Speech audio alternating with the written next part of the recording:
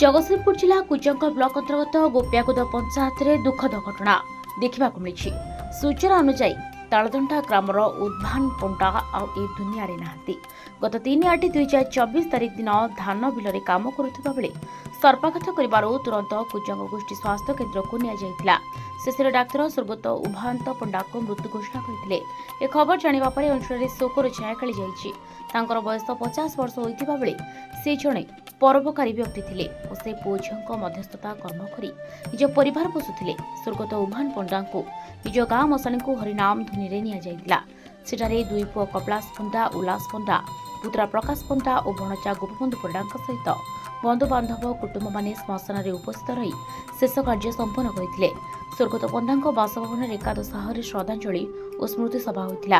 यह सभा मान्य व्यक्तिगण हेले नरीपरिडा सरपंच श्रीनिवास स्वाई, प्रकाश बेरा, गुना पंडा, गोपमाझी, हाड़ीबंधु मगवाड़, समाजसेवी सुरेश पंडा उपस्थित रही स्वर्गत उभान पंडार आत्मार शांति पाई जगन्नाथ निकट में प्रार्थना करते।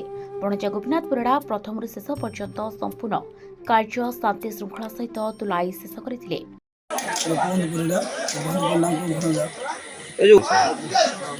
बंद पंडा जड़े समाजसेवी सर्पघात 3/8/2024 संध्या 6:40 देहांत होता।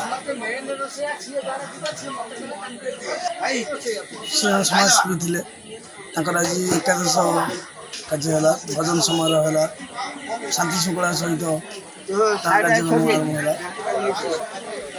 आरंभ आत्मार सदगति मो जगन्नाथ पाखे प्रार्थना कर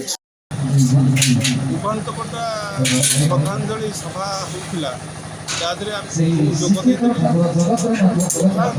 पंडा युव बयस तार रोजगार मानने परिवार को प्रतिपोषण करने गाँव सी रोजगार करे परिवार प्रतिपोषण तेणु सी जड़े मध्यस्थी जोटा कि पुओ बाहाघर गोटे भल आ गाँव गाँव भल मंद जो मंद हुए कहला मात्र कि सहयोग करे सी जन अति उदार उच्चकोटी घर पाई गोटे बड़ दुख गला खाली घर पाई नुह आम गाँ आम पंचायत लोक दूर तेणु तार आत्मा ईश्वर पाखे प्रार्थना कर जगन्नाथ माँ शारदा पाखे प्रार्थना कर तार आत्मा सदगति हो वैकुंठपुर स्थान पाऊ। कुजंग संतोष बेरा रिपोर्ट प्रसार न्यूज।